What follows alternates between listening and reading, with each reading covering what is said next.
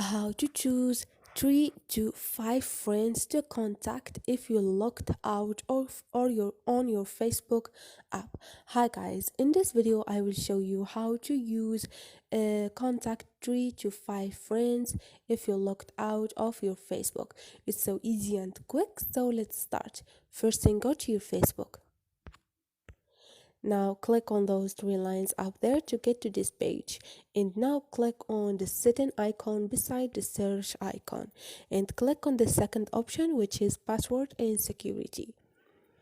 Now scroll down and click on choose 3 to 5 friends to contact if you get locked out.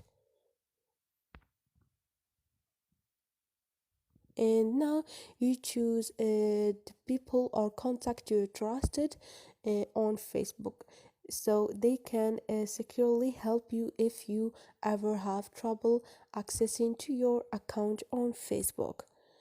And this is it guys, hope this video was helpful to you, and if you liked the video don't forget to subscribe and like.